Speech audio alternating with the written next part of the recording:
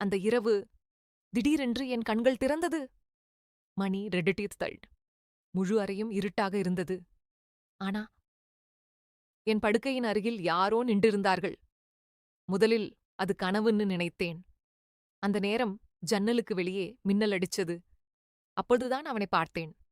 அர்ஜுன், என் மகனை பார்த்துக்கொள்ள நான் வேலைக்கு வைத்திருந்த அந்த பையன். அவன் கையில என் மொபைல் இருந்தது. அவன் அமைதியா என்னையே பார்த்துக் கொண்டிருந்தான். அந்த ஒரு நிமிஷத்துல என் இதயம் நின்று போன மாதிரி இருந்தது. ஏன்னா, அந்த இரவு வரைக்கும் அவன் ஒரு சாதாரண 50 வயசு கிராமத்து பையன்தான் என்று நான் நம்பிக்கொண்டிருந்தேன். ஆனா, நான் முழுக்க முழுக்க தவறாக இருந்தேன். ஹாய் நண்பர்களே! இது போன்ற சஸ்பென்ஸ் மற்றும் உணர்ச்சி நிறைந்த கதைகளை பார்க்க நம்ம சேனல சப்ஸ்கிரைப் பண்ணிக்கோங்க. பக்கத்துல இருக்கும் பெல் ஐகானையும் கிளிக் பண்ணுங்க. ஏன்னா, இன்னைக்கு நான் சொல்லப்போகும் கதை, ஒரு வேலைக்கார பையன் எப்படி மெதுவாக ஒரு பெண்ணின் வீட்டிற்குள், வாழ்க்கைக்குள், இதயத்திற்குள் நுழைந்தான் என்பதற்கான கதை. என் பேர் மீரா. எனக்கு 31 வயசு. சோ நான் ஒரு சிங்கிள் மதர். என் வாழ்க்கையில நான் செஞ்ச மிகப்பெரிய தவறு, தவறான மனிதன காதலித்தது. அவன் என்ன திருமணம் பண்ணிக்கிறேன் அப்படின்னு சொல்லி நம்ப வச்சான். அவன முழுமையா நம்பினேன். ஆனா நான் கர்ப்பமா இருந்தது தெரிஞ்ச உடனே அவன் என்ன விட்டு மறைஞ்சிட்டான். அவன தேடி நான் அவன் வீட்டுக்கு போன நாள், அங்கே அவன் வேறொரு பெண்ணோட கல்யாணம் நடந்து கொண்டிருந்தது. அந்த நாளை நான் இன்னும் மறக்க முடியல. என் குடும்பமும் என்னை ஏற்றுக்கொள்ளல. அதுக்கப்பிறகு என் ஒரு வயது மகன் ஆதியோட நான் தனியாக வாழ ஆரம்பிச்சேன். வாழ்க்கை ரொம்ப கஷ்டமா இருந்தது. காலை ஆபீஸ், மாலை குழந்தை, இரவு தனிமை. இதுதான் என் வாழ்க்கை. அப்படி இருந்த நேரத்துல தான் அர்ஜுன் என் வாழ்க்கைக்குள் வந்தான். என் தாத்தாவின் 100வது பிறந்த நாளுக்காக நான் தஞ்சாவூருக்கு போயிருந்தேன். அங்கேதான் முதன்முறையாக அவனை பார்த்தேன். மழை பெய்து கொண்டிருந்த மாலை. என் மகன் ஆதி வீட்டின் வெளியே விளையாடிக் கொண்டிருந்தான். நான் ஒரு முக்கியமான காலுக்கு வெளியே போய் பேசிக்கிட்டு இருந்தேன். திரும்பி வந்தப்போ ஆதி ஒரு இளைஞனின் தோளில் சிரித்துக் கொண்டிருந்தான். அவன்தான் அர்ஜுன். கருப்பு சட்டை, மழையால் நனைந்த முடி, அமைதியான கண்கள். ஆனா அந்த கண்களில் ஏதோ ஒரு வித்தியாசம் இருந்தது. அந்த நேரம் எனக்கு புரியவில்லை. அம்மா, குழந்தை கீழே விழப்போயிருந்தான், அதான் பிடிச்சேன். அவன் மெதுவாக சொன்னான். ஆதியும் அவனை விட்டு வரவே இல்லை. என் மகன் சாதாரணமாக யாரிடமும் இவ்வளவு சீக்கிரம் பழகமாட்டான். ஆனா அந்த நாள் அவன் அர்ஜுனை கட்டிப்பிடித்துக் கொண்டு சிரித்துக் கொண்டிருந்தான். நான் கிளம்பப் போற நேரத்தில் அவன் என்னை நிறுத்தினான். அம்மா, எனக்கு ஒரு வேலை வேணும். அவன் கண்களில் இருந்த அந்த ஏக்கத்தை நான் இன்னும் மறக்க முடியவில்லை. என்ன வேலை செய்யத் தெரியும்? எதுவும் செய்வேன் அம்மா. எனக்கு பணம் அவ்வளவாக வேண்டாம். வேலை மட்டும் வேண்டும். அவன் சொன்ன கதை என்னை கொஞ்சம் பாதித்தது. ஏழை குடும்பம். படிப்பு பாதியில் நின்று போனது. வீட்டில் கடன். அதனால வேலை தேடி அலைந்து கொண்டிருந்தான். அந்த நேரம் எனக்கு ஒரு யோசனை வந்தது. சென்னைக்கு வருவியா? என் குழந்தைய பார்த்துக்கொட யாராவது தேவ. அவன் ஒரு நிமிஷமும் யோசிக்கலை. வரேன் அம்மா. அந்த ஒரு முடிவு என் வாழ்க்கையை முழுவதும் மாற்றப் போகிறது என்று அப்போது எனக்கு தெரியவில்லை. அர்ஜுன் எங்கள் வீட்டுக்கு வந்த முதல் வாரத்திலிருந்தே வீட்டிலிருந்த அமைதி மாற ஆரம்பிச்சது. பல மாதங்களாக இரவு முழுக்க அழுது கொண்டிருந்த என் மகன் ஆதி இப்போ அர்ஜுன் கையில் இருந்தாலே அமைதியாயிடுவான். அது எனக்கு ஆச்சரியமாக இருந்தது. ஒரு நாள் காலை நான் ஆபீஸ்க்கு ரெடியாகிக்கிட்டு இருந்தேன். அப்போது ஹால்ல இருந்து ஆதியின் சிரிப்பு சத்தம் கேட்டது. வெளியே வந்து பார்த்தேன். அர்ஜுன் தரையில் உட்கார்ந்து ஆதியை தோள்மேல் தூக்கிக் கொண்டு விளையாடிக் கொண்டிருந்தான். ஆதி சிரிச்ச சிரிப்பே பல மாதங்களாக நான் கேட்காத சிரிப்பு. அந்த காட்சியை பார்த்ததும் என் மனசுக்குள்ள ஏதோ ஒரு நிம்மதி வந்தது. அம்மா, இன்னிக்கு அவன் நல்லா சாப்பிட்டான். அர்ஜுன் சந்தோஷமாக சொன்னான். நான் ஆச்சரியமாக ஆதிய பார்த்தேன். ஏன்னா கடந்த சில மாதங்களாக அவன் சரியாக சாப்பிடவே மாட்டான். ஆனா இப்போ அவன் அர்ஜுனை விட்டே பிரியலை. நாடில் மெதுவாக கடந்து கொண்டிருந்தது. அர்ஜுன் வீட்டிலுள்ள எல்லா வேலைகளையும் பார்த்துக் கொண்டான். சமையல், வீட்டு வேலை, ஆதிய கவனிக்கிறது, எல்லாமே. ஆனா சில நேரங்கள்ல அவன் நடத்தை என்ன குழப்ப ஆரம்பிச்சது. ஏன்னா அவன் பேசுற விதம், பார்க்கிற விதம், நடக்கிற விதம் ஒரு 19 வயசு பையன் மாதிரி இல்ல. பல அனுபவங்கள் பார்த்த ஒரு பெரிய மனிதன் மாதிரி இருந்தது. ஒரு நாள் மாலை மழை பெய்து கொண்டிருந்தது. மின்சாரம் போயிருந்தது. நான் சமையலறையில் மெழுகுவர்த்தி ஏற்றி நின்று கொண்டிருந்தேன். அப்போது திடீரென்று என் பின்னால் ஒரு குரல் கேட்டது. அம்மா! நீங்க பயப்படுறீங்களா? திரும்பிப் பார்த்தேன். அர்ஜுன் மிகவும் அருகில் நின்றிருந்தான். அவன் கண்கள் நேராக என்னையே பார்த்துக் கொண்டிருந்தது. அந்த இருட்டுல அந்த பார்வை எனக்கு ஏதோ ஒரு வித்தியாசமான உணர்ச்சியை கொடுத்தது. இல்ல, நான் சரிதான். நான் உடனே அங்கிருந்து விலகினேன். ஆனா அவன் பார்வை மட்டும் என்னை விட்டு விலகவில்லை. அந்த இரவு ஆதி வழக்கத்தை விட அதிகமாக ஆழ ஆரம்பித்தான். என்ன செய்தாலும் அமைதியாகவில்லை. நான் களைப்பாக படுக்கையில் உட்கார்ந்திருந்தேன். அப்போது கதவு மெதுவாக திறந்தது. அர்ஜுன் உள்ளே வந்தான். அம்மா, நான் பார்க்கட்டுமா? நான் அமைதியாக ஆதியை அவனிடம் கொடுத்தேன். ஆச்சரியம் என்ன தெரியுமா? ஆதி அவன் கைக்கு போனவுடனே அழுகையை நிறுத்திட்டான். இது எப்படி சாத்தியம் என்று நான் என்னுள் நினைத்துக் கொண்டிருந்தேன். அப்போது அர்ஜுன் மெதுவாக சிரித்தான். குழந்தைகளுக்கு யார் உண்மையா நேசிக்கிறாங்கன்னு தெரியும் அம்மா. அந்த வார்த்தை என்னை ஒரு நிமிஷம் அமைதியாக்கியது. அந்த இரவிலிருந்து ஆதி அர்ஜுன் இல்லாமல் தூங்கவே மாட்டான். சில நேரங்களில அர்ஜுன் என் அறையிலேயே இருந்து ஆதியை தூங்க வைப்பான். ஆனா மெதுவாக நான் ஒரு விஷயத்த கவனிக்க ஆரம்பித்தேன். அவன் ஆதிய பார்க்கிறதைக் காட்டிலும் என்னை அதிகமாக கவனிக்க ஆரம்பித்திருந்தான். ஒரு நாள் நான் தலைவலியால் மிகவும் கஷ்டப்பட்டுக் கொண்டிருந்தேன். ஆபீஸ்ல நிறைய வேலை. உடம்பே சோர்ந்து போயிருந்தது. நான் சோஃபாவில் உட்கார்ந்து கண்களை மூடிக்கொண்டிருந்தேன். அப்போது என் பின்னால் யாரோ நின்ற உணர்வு. கண்களை திறந்தேன். அர்ஜுன். அம்மா, தலை ரொம்ப வலிக்குதா? நான் மெதுவாக தலையசைத்தேன். ஷா! அவன் எந்த வார்த்தையும் பேசாம எங்க அருகில் உட்கார்ந்தான். அப்பிறகு மெதுவாக என் தலையை மசாஜ் செய்ய ஆரம்பித்தான். முதல்ல நான் அதிர்ச்சியாக இருந்தேன். ஆனா அவன் கைகளில் ஒரு விசித்திரமான அமைதி இருந்தது. என் தலைவலி மெதுவாக குறைய ஆரம்பிச்சது. நீங்க எப்போதும் இவ்வளவு தனியா தான் இருக்கிறீங்களா? அவன் திடீரென்று கேட்டான். அந்த கேள்வி என் மனசை குத்தியது. நான் பதில் சொல்லல. ஆனா அவன் என் முகத்தை பார்த்த விதம் என்னை மிகவும் அசௌகரியப்படுத்தியது. அது ஒரு வேலைக்காரன் பார்வை இல்ல. ஒரு ஆண் ஒரு பெண்ணை பார்க்கும் பார்வை. அந்த இரவு எனக்கு தூக்கம் வரவே இல்லை. என் மனசு முழுக்க அர்ஜுன் பற்றி தான் யோசிச்சு கொண்டிருந்தது. அவன் உண்மையிலேயே 19 வயசா? அந்த கேள்வி முதல் முறையாக என் மனதில் வந்தது. ஆனா அடுத்த சில நாட்கள்ல அதைவிட பெரிய விஷயங்கள் நடக்கப் போகுதுன்று அப்பது எனக்கு தெரியலை. Part 2 end Cliff hanger. அந்த இரவு நான் தண்ணீர் குடிக்க எழுந்தேன். ஹால்ல லைட் எரிந்து கொண்டிருந்தது. அங்கே அர்ஜுன் தனியாக நின்று கொண்டிருந்தான். ஆனா அவ அவன் கையில இருந்தது என் புகைப்படம். அவன் அந்த புகைப்படத்தை பார்த்துக்கொண்டு மெதுவாக சிரித்துக் கொண்டிருந்தான். அந்த காட்சி பார்த்ததும் என் உடம்பே நடுங்க ஆரம்பிச்சது.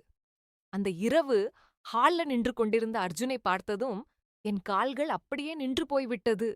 என் புகைப்படத்தை கையில் பிடித்துக்கொண்டு அவன் மெதுவாக சிரித்துக் கொண்டிருந்தான். அர்ஜுன்! என் குரல் நடுங்கியது. அவன் திடீரென்று திரும்பிப் பார்த்தான். ஒரு நொடி அவன் முகத்தில் பயம் தெரிந்தது. ஆனா அடுத்த நொடிதான் மீண்டும் அமைதியாக மாறிவிட்டான். தூக்கம் வரலையா அம்மா? எதுவும் நடக்காத மாதிரி கேட்டான். ஆனா என் மனசு வேற மாதிரி சொல்லிக் கொண்டிருந்தது. என் போட்டோ உன்னிடம் ஏன் இருக்கு?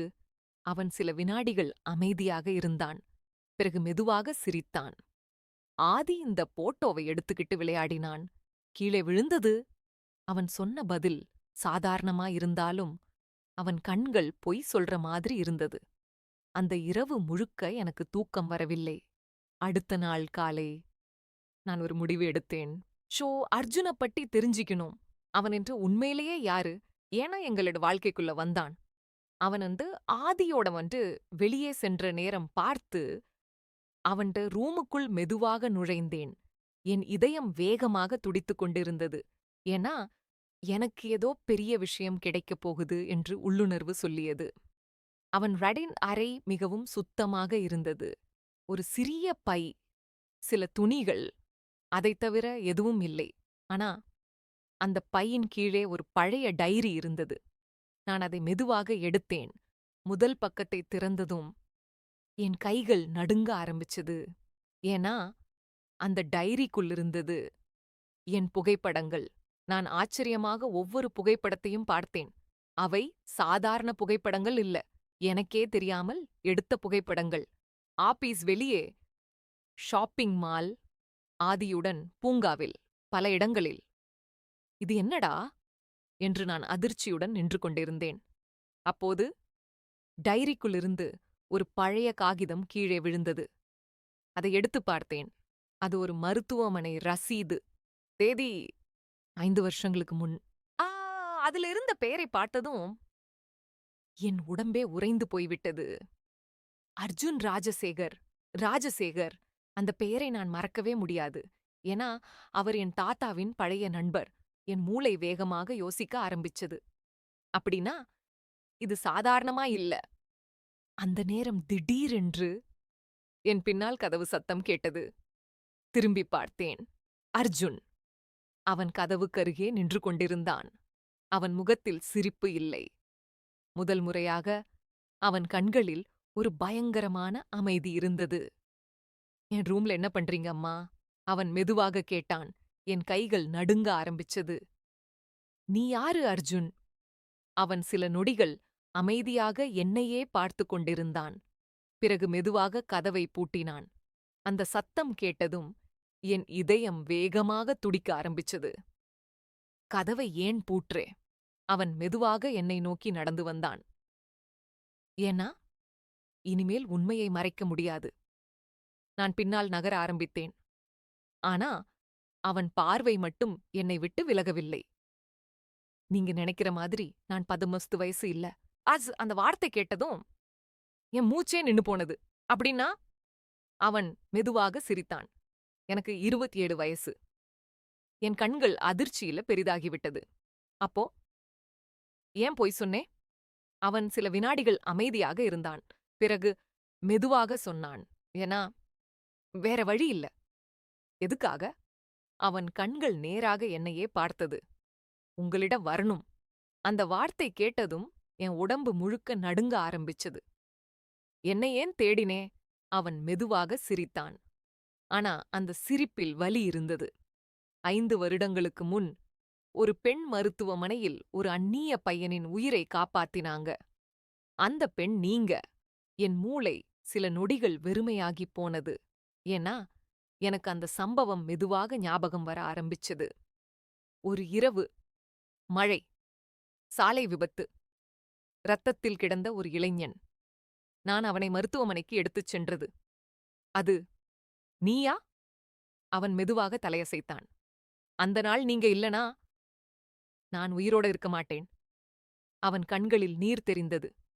ஆனா அடுத்த வார்த்தை என்னை இன்னும் அதிகமாக பயமுறுத்தியது. அந்த நாளிலிருந்து நான் உங்கள மறக்கவே முடியல.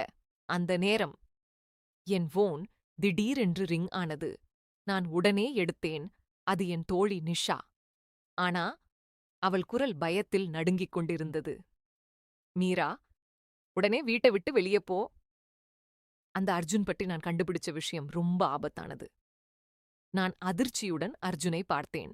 அவன் அமைதியாக என்னையே பார்த்து கொண்டிருந்தான். என்ன விஷயம்? நான் பயத்துடன் கேட்டேன். அந்த பக்கம் சில வினாடிகள் அமைதி. அப்பிறகு நிஷா மெதுவாக சொன்னாள். அவன் உன்னை சந்திக்க வரல மீரா. அவன் பழிவாங்க வந்திருக்கான். நிஷா சொன்ன அந்த வார்த்தை கேட்டவுடன என் உடம்பே உறைந்து போய்விட்டது. நான் மெதுவாக திரும்பி அர்ஜுனை பார்த்தேன். அவன் அமைதியாக நின்று கொண்டிருந்தான். ஆனா இப்போ அவன் முகத்தில் இருந்த அந்த அமைதி கூட என்னை பயமுறுத்த ஆரம்பிச்சது. யாருடன் பேசுறீங்க? அவன் மெதுவாக கேட்டான். நான் உடனே போனை மறைத்துக் கொண்டேன். யாருமில்லை. அவன் சில நொடிகள் என்னையே பார்த்து கொண்டிருந்தான். பிறகு மெதுவாக சிரித்தான். நீங்க பொய் சொல்லும்போது உங்க கண்கள் மாறிடும், அம்மா. அந்த வார்த்தை கேட்டதும் என் இதயம் வேகமாக துடிக்க ஆரம்பிச்சது. ஏன்னா அவன் என்னைப் பற்றி ரொம்ப அதிகமா தெரிஞ்ச மாதிரி பேசினான். நீ உண்மையிலேயே யாரு அர்ஜுன்? இந்த முறை நான் சத்தமாக கேட்டேன். அவன் மெதுவாக என்னை நோக்கி நடந்து வந்தான். நான் ஏற்கனவே சொன்னேன்ல, உங்க வாழ்க்கையிலிருந்து போக முடியாதவன். அதுக்கு என்ன அர்த்தம்? அவன் சில வினாடிகள் அமைதியாக இருந்தான். பிறகு மெதுவாக சொன்னான். நான் இந்த வீட்டுக்கு வேலைக்காரனா வரல. அந்த ஒரு வரி என் மூச்சையே நிறுத்திவிட்டது. அப்போ ஏன் வந்தே? அவன் நேராக என் கண்களை பார்த்தான். உங்கள காப்பாத்த. நான் அதிர்ச்சியுடன் சிரித்தேன். என்னிடமிருந்து என்ன ஆபத்து? அவன் பதில் சொல்லாமல் தனது போனை எடுத்தான். பிறகு ஒரு வீடியோ ஓபன் பண்ணி எனக்கு காட்டினான். அந்த வீடியோ பார்த்தவுடனே என் கைகள் நடுங்க ஆரம்பிச்சது. அது N X boy friend Rohit. ஆனா அவன் ஒருத்தருடன் கோபமாக பேசிக் கொண்டிருந்தான். அந்த குழந்தை என் வாழ்க்கையை கெடுத்துடும். அவளை நான் திரும்ப எடுத்துக்கணும். தேவப்பட்டா குழந்தையையும் பிரிச்சிடுவேன். வீடியோ அங்கே முடிந்தது. என் கண்களில் உடனே கண்ணீர் வந்தது. இது எப்போ நடந்தது? 3 வாரங்களுக்கு முன். அர்ஜுன் அமைதியாக சொன்னான். அவன் உங்களை மீண்டும் தேட ஆரம்பிச்சுட்டான். ஆதியை உங்களிடமிருந்து பிரிக்க பிளான் பண்றான். என் கால்கள் பலவீனமாய் போய்விட்டது. நான் மெதுவாக சோபாவில் உட்கார்ந்தேன். இல்ல, அவன் அப்படி பண்ண மாட்டான். ஆனா என் மனசுக்குள்ளே எனக்கு உண்மை தெரியும். ரோஹித் எதுவும் செய்யக்கூடியவன். அப்போது அர்ஜுன் மெதுவாக என் அருகில் உட்கார்ந்தான். அதனாலதான் நான் வந்தேன். உங்கள தனியா விட முடியல. அந்த வார்த்தை என் மனச குழப்ப ஆரம்பிச்சது. ஏன்னா அவன் கண்களில் பொய் தெரியலை. ஆனா நிஷா ஏன் நீ பழிவாங்க வந்திருக்கான்னு சொன்னா. அர்ஜுன் திடீரென்று அமைதியாகிவிட்டான். சில வினாடிகள் கழித்து அவன் மெதுவாக சிரித்தான். ஆனா அந்த சிரிப்பில் வலி இருந்தது. ஏன்னா முதலில் அப்படிதான் நினைச்சேன். நான் அதிர்ச்சியுடன் அவனை பார்த்தேன். ரோஹித்தால் என் வாழ்க்கையும் கெட்டது. அவனாலதான் நான் ஆல்மோஸ்ட் சாகப் போனேன். அந்த கோபத்துல அவனுக்கு முக்கியமான விஷயங்களை டிஸ்ட்ராய் பண்ணணும்னு நினைச்சேன். என் இதயம் மெதுவாக நடுங்க ஆரம்பிச்சது. அப்படின்னா நான் ஆமாம், அவன் மெதுவாக சொன்னான். முதலில் நீங்க டார்கெட் தான். அந்த வார்த்தை கேட்டவுடனே என் கண்களில் கண்ணீர் வந்தது. ஆனா அடுத்த நொடிதான் அவன் மெதுவாக என் கையை பிடித்தான். ஆனா இப்போ இல்ல. அவன் குரல் நடுங்கிக் கொண்டிருந்தது. உங்களையும் ஆதியையும் பாதிக்கிற மாதிரி என்னால நினைக்கக்கூட முடியல. அந்த நேரம் திடீரென்று வெளியே கதவு பலமாக தட்டப்பட்ட சத்தம் கேட்டது. நாங்கள் இருவரும் அதிர்ச்சியுடன் திரும்பிப் பார்த்தோம். மீண்டும் அதே சத்தம். இந்த முறை இன்னும் பலமாக. மீரா! வெளியே இருந்து ஒரு ஆண் குரல். என் உடம்பே நடுங்க ஆரம்பிச்சது. ஏன்னா அந்த குரலை நான் நன்றாக தெரிஞ்சு கொண்டிருந்தேன். ரோஹித்! அர்ஜுன் மெதுவாக எழுந்தான். அவன் முகத்தில் இருந்த அமைதி முழுக்க மறைந்து போயிருந்தது. அவன் இவ்வளவு சீக்கிரம் வந்துட்டானா? அவன் மெதுவாக சொன்னான். அடுத்த நொடி கதவு இன்னும் பலமாக தட்டப்பட்டது. மீரா, கதவ திற! நான் பயத்தில் பின்னால் நகர்ந்தேன். ஆனா அந்த நேரம் அர்ஜுன் மட்டும் என்னை நோக்கி திரும்பி சொன்னான். மீரா, கதவை திற! ரோஹித் வெளியே இருந்து கத்திக் கொண்டிருந்தான். ஒவ்வொரு தடவையும் அவன் கதவை அடிக்கும்போது என் இதயம் உடைந்து போற மாதிரி இருந்தது. ஆதி பயந்து அழ ஆரம்பித்தான். நான் அவனை உடனே தூக்கிக் கொண்டேன். என் கைகள் முழுக்க நடுங்கிக் கொண்டிருந்தது. அப்போது அர்ஜுன் மெதுவாக என்னை நோக்கி திரும்பினான். நீங்க ரூம்குள்ள போங்க. இல்ல, அவன் டேஞ்சரஸ். எனக்கு தெரியும், அவன் அமைதியாக சொன்னான். ஆனா இந்த முறை அவன் கண்களில் பயமில்லை. ஒரு முடிவு மட்டும் இருந்தது. மீண்டும் கதவு பலமாக அடிக்கப்பட்டது. மீரா, அந்த பையன் உன்னை மேனிப்புலேட் பண்றான். கதவை திற! நான் பயத்தில் அர்ஜுனை பார்த்தேன். ஆனா அவன் மெதுவாக கதவை நோக்கி நடந்து சென்றான். கதவை திறப்பதற்கு முன் அவன் என்னை திரும்பி பார்த்தான். எதுவானாலும் என்னை நம்புங்க. அந்த ஒரு நொடி என் மனசுக்குள்ள ஏதோ மாற ஆரம்பிச்சது. அர்ஜுன் கதவை திறந்தான். உடனே ரோஹித் கோபமாக உள்ளே வந்தான். யாருடா நீ? அவன் அர்ஜுனை தள்ள முயற்சி செய்தான். ஆனா அர்ஜுன் அவன் கையை பலமாக பிடித்தான். மீராவ தொட்டா இந்த தடவை நான் அமைதியா இருக்க மாட்டேன். ரோஹித் அதிர்ச்சியுடன் அவனை பார்த்தான். நீ இன்னும் உயிரோட இருக்கியா? அந்த வார்த்தை கேட்டவுடன் என் உடம்பே உறைந்து போய்விட்டது. அர்ஜுன் மெதுவாக சிரித்தான். நீ பிளான் பண்ண ஆக்சிடென்ட்ல இருந்து தப்பிச்சது உனக்கு ஷாக்கா? ரோஹித் முகம் உடனே மாறிவிட்டது. மீரா, அவன் சொல்றத நம்பாதே. அவன் டேஞ்சரஸ். போதும். நான் முதல் முறையாக சத்தமாக கத்தினேன். இருவரும் அமைதியாக என்னை பார்த்தார்கள். என் கண்களில் கண்ணீர் வந்து கொண்டிருந்தது. என் வாழ்க்கையை டிஸ்ட்ராய் பண்ணது நீதான் ரோஹித். இப்போ கூட ஆதியை என்னிடமிருந்து பிரிக்க வர்றே. ரோஹித் கோபமாக என்னை பார்த்தான். அந்த குழந்தை என்னோடது. ஆனா அவனுக்கு அப்பாவா இருந்தது நீ இல்ல. நான் அழுகையுடன் சொன்னேன். அந்த நேரம் சின்ன ஆதி திடீரென்று அர்ஜுனை பிடித்துக் கொண்டான். அப்பா? அந்த ஒரு வார்த்தை கேட்டதும் முழு வீடும் அமைதியாகிவிட்டது. என் கண்கள் அதிர்ச்சியில் பெரிதாகிவிட்டது. ரோஹித் கூட சில நொடிகள் பேசவே முடியாமல் நின்றான். ஏன்னா ஆதி முதல் முறையாக யாரையாவது அப்பா என்று கூப்பிட்டான். அதுவும் அர்ஜுனை. அர்ஜுன் மெதுவாக ஆதியை பார்த்தான். அவன் கண்களில் உடனே கண்ணீர் வந்தது. ரோஹித் கோபத்தில் சத்தமாக கத்தினான். இந்த டிராமா எல்லாம் என்னிடம் வேலை செய்யாது. அவன் திடீரென்று என்னை நோக்கி நடந்து வந்தான். ஆனா அடுத்த நொடி அர்ஜுன் அவனை தடுத்தான். இருவருக்கும் சண்டை ஆரம்பித்தது. வீட்டிலிருந்த பொருட்கள் கீழே விழ ஆரம்பிச்சது. ஆதி பயந்து அழுது கொண்டிருந்தான். நான் உடனே போலீஸ்க்கு கால் பண்ணினேன். சில நிமிடங்களில் ரோஹித் கோபமாக அர்ஜுனை அடிக்க முயன்றபோது போலீஸ் உள்ளே வந்தார்கள். Rohit, hands up! அவன் அதிர்ச்சியுடன் திரும்பிப் பார்த்தான். அர்ஜுன் அமைதியாக தனது போனை எடுத்தான். அவன் இல்லீகல் பிசினஸ் ப்ரூஃப் எல்லாம் ஆல்ரெடி போலீஸுக்கு அனுப்பிட்டேன். ரோஹித் முகம் முழுக்க பயமாக மாறிவிட்டது. நீ என்ன டிஸ்ட்ராய் பண்ணிட்ட? அவன் கோபமாக சொன்னான். அர்ஜுன் மெதுவாக பதில் சொன்னான். இல்ல, நீயே உன்னை டிஸ்ட்ராய் பண்ணிக்கிட்ட. போலீஸ் ரோஹித்தை அழைத்துச் சென்றார்கள். வீடு முழுக்க மீண்டும் அமைதியாகிவிட்டது.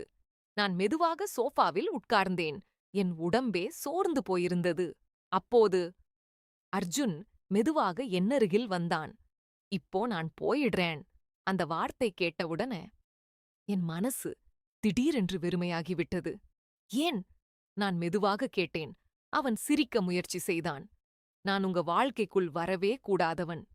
அந்த நேரம் ஆதி உடனே அவன் கையை பிடித்துக் கொண்டான். போகாத!